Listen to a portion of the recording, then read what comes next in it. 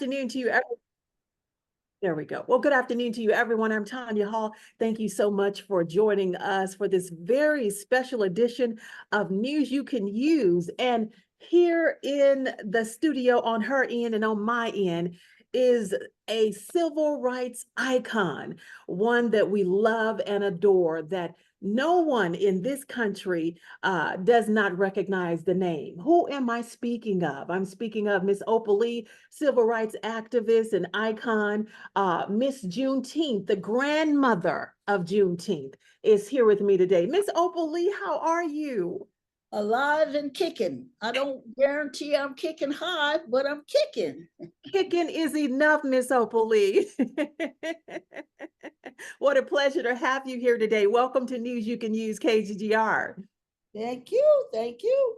Well, I know that you're busy, so I want to just give people just a few of your accolades because we'd be here till next year talking about them. She is, again, the civil rights icon, of course, the grandmother that started it all. The recognition of the national holiday, Juneteenth, established in 2021 by President Joe Biden. It all began when she was 89 years old. She walked an incredible 1,400 miles from Fort Worth to DC. And that's what began the journey of making Juneteenth an official holiday here all around America. And so we want to talk to you today, Miss Opal Lee, about what's coming up. You're bringing Opal Lee's Walk for Freedom to Dallas. We're so happy. Oh, well, thank you. Thank you. Thank you. Let me clear this up. The walk was from Fort Worth to Washington, D.C., 1,400 miles. I did not walk 1,400 miles. I walked a few hundred, but that's all. At 89, that's a long way. I needed to clarify that. Yes, ma'am. Well, listen, at 89 years, I'm 53 and I can't walk that many miles. Yes, you can if you have to, and if you got a purpose, you can. And that's the point. Absolutely. And that's the point. The purpose is what propelled you to do the miles you did. And we are so grateful for you for walking for freedom, Miss Opal Lee. Thank you. Thank you. And you need to know it wasn't just Opal Lee. There were thousands of people who helped along the way, and so many more that signed the petition. So it's just not a me thing, it's a we thing, okay? Absolutely. And the petition she speaks of is today has reached over 1.5 million signatures on that walk for freedom. And we're so grateful for you being our leader as we follow behind a mighty leader to freedom. Let's talk about your Opal's Walk for Freedom that's coming to Dallas, Texas. You know, you've always done it in Fort Worth, and now it's coming here to the city of Dallas.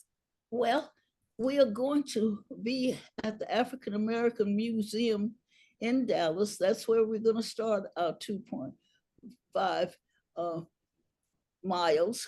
Mm-hmm. And then the next year, we're going to be in Washington, D.C. and back in Fort Worth that third year.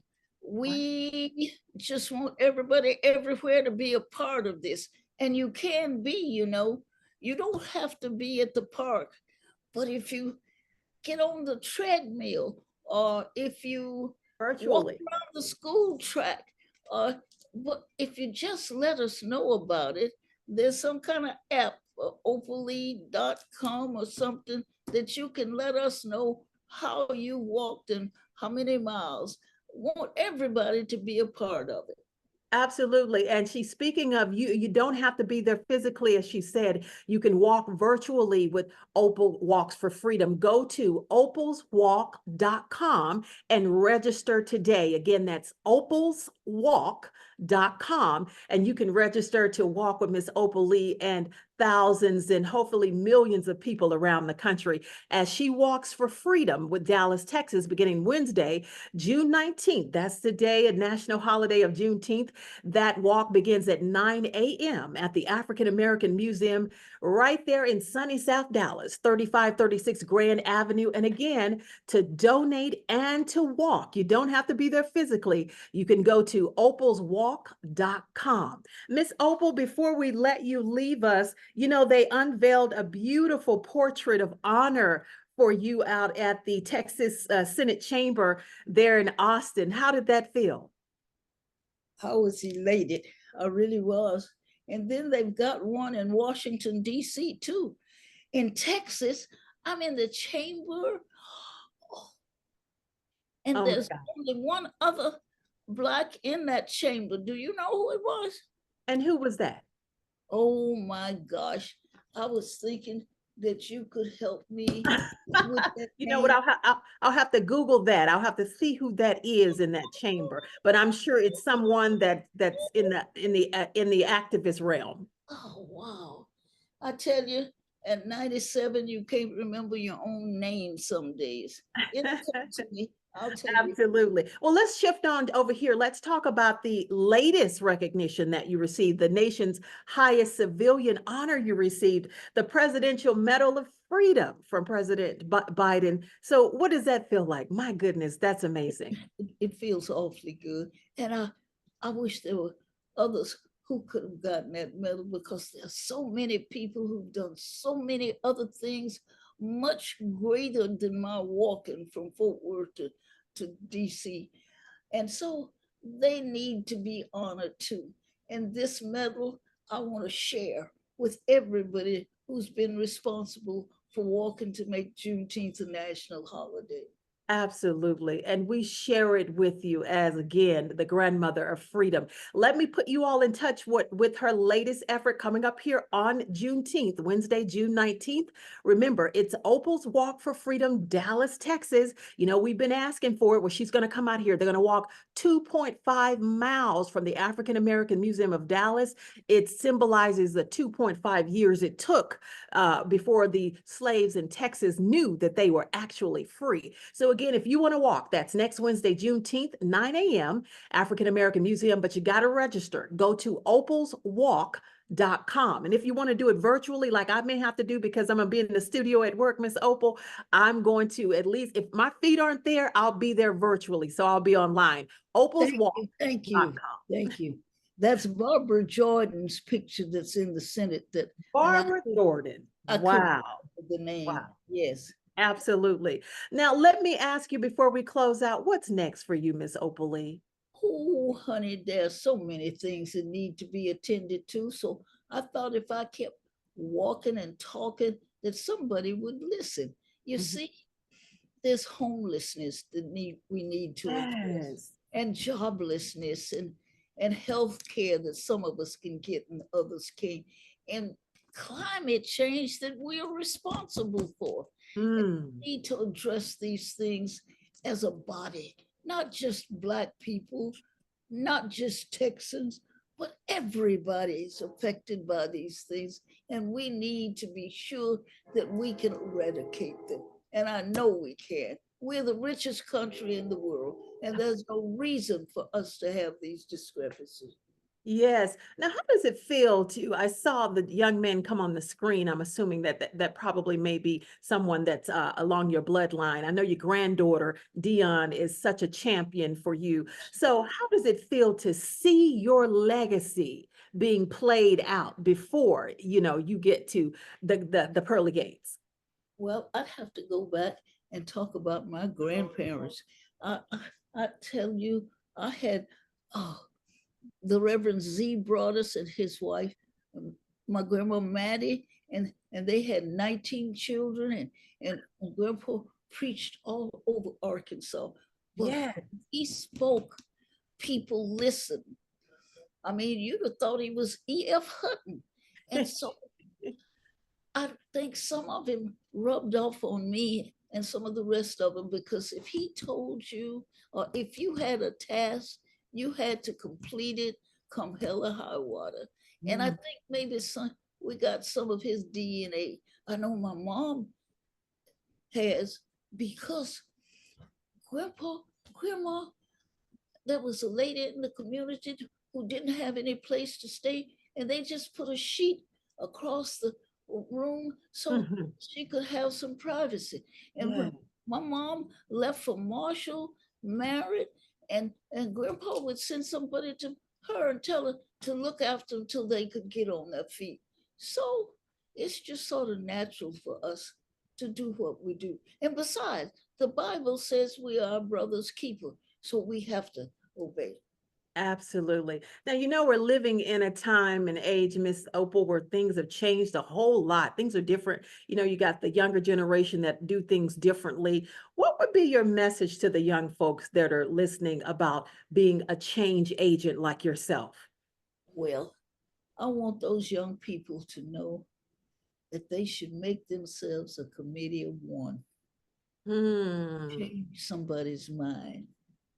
We know people who aren't on the same page we are on. Change their minds. It's not going to happen in a day. You're going to have to work at it. But if people can be taught to hate, they can be taught to love. And Yeah. I'm wanting the young people to take that under advisement and change some minds. Absolutely. You've been a teacher all of your life, and you're still teaching us even now. Tell us a little bit about who you were before you became the civil rights icon in the teaching era of things. Oh, I tell you, I taught 8-year-olds third grade so long, I was beginning to act like them. So they gave me another position. I was the I was the visiting teacher. That meant if a child didn't have shoes or clothes or food, I was to alleviate that situation. And sometimes they didn't have a place to stay. So when I retired, that followed me. People still needed food and clothes. And so we started a food bank Mm. and it burned. And there was this huge complex up for sale in my neighborhood for $1,500,000. And I had nerve enough to ask for it. A group, our little group, asked for that facility, Mm-hmm. leased it to us for $4,000 a month. I nearly had a hemorrhage. Where are Right. we going to get it at $4,000? That's expensive. We paid it. Mm. And the month we didn't have it, those people came to us and said, we know you're doing a good job in this community. We know you're feeding 500 families a day, and they gave us that facility. Wow. That's when I could have done a holy dance. Wow. That's when God bless. Isn't it how God shows up? Yes, yes, yes. Now, let me talk about another effort that I came to tears with. And this is just how God comes back full circle in our lives, Miss Opal. I heard that you were given back your family home that was taken from your family many years ago. Our God is a mighty God. Tell us about that experience. Yes, he is. What happened was my parents worked real hard and they bought a house at 940 East Annie Street. And do you know, we'd been there about 5 days. And on the 19th of June, people started gathering. The paper says there was 500 of them. Mm-hmm. Police were there. My dad came from work with a gun, and the police told him if he busted a cap, they'd let the mob have us. Well, our parents sent us to friends several blocks away. They left under cover of darkness. Mm-hmm. Those people tore that place asunder. They drug the furniture out and burned it. They did despicable things. But our parents never, ever spoke to us about it. Not once. They worked extremely hard and bought another home in Mm. the 900 block of East Terrell Avenue, 926 East Terrell. And that's where I was when I finished high school. Yes, ma'am. I finished at 16, and my mom had planned me to send me back to Marshall, to Wiley. It's Wiley University now, Okay. but I got married. She was so disappointed. Aw. She would even go to the wedding at our church, Baker Chapel AME Church. And it took me 4 years and 4 babies to realize I was going to have to raise my husband too. So I cut my losses. Yes. Home to my mother with 4 babies and had nerve enough to say, I'm ready to go to college now. My mother said, I've got no money to send you to nobody's college. And then she said, I'll keep your children. Oh, I worked, I don't know how many jobs to get the money to go to Wiley in the fall. When did you graduate? It took me 3.5 years. Mm-hmm. When I did graduate, I came back to Fort Worth, got a job teaching. And have I told you, I taught 8-year-olds so long I was beginning to act like them. That's what you told me. What a pleasure it was teaching those 8-year-olds. I understand you were a counselor as well. So you've Yeah. been teaching, for a long time. We are so blessed to have had you come here and honor us at News You Can Use KGGR. I want to run this by our audience one more time. Miss Opal Lee is having her Opal's Walk for Freedom. It's for the city of Dallas this time, Dallas. Now, don't y'all not come out this time. Show out for Miss Opal. Come out on Wednesday, Juneteenth. That's the National Juneteenth holiday. And you can register online to walk with Miss Opal Lee this Wednesday, June 19th at 9 a.m. The African American African American Museum in Dallas. Go to opalswalk.com. Again, register to walk at opalswalk.com. I'm going to give it to him again, Miss Opal. That's opalswalk.com. Miss Opal Lee, I think I'm gonna see you out there on Juneteenth. I can't wait to see you. Of course you will. We love you and thank you so much for all you've done for us and many generations to come. Your footprints are indelible on this country's floor, and we really appreciate you for that. Thank you so much. Thank you for having me. Yes, ma'am. God bless you. All right, bye now. Well, everyone, that's another edition of News You Can Use, KGGR. Miss Opal Lee, the grandmother of freedom. Don't forget to go out and walk with her on Juneteenth, Wednesday, 9 a.m. It starts at the African American Museum, but you got to register. Go to opalswalk.com. For News You Can Use, I'm Tonya Hall right here on 1040 a.m. and 106.9 FM. Miss Opal Lee, oh my.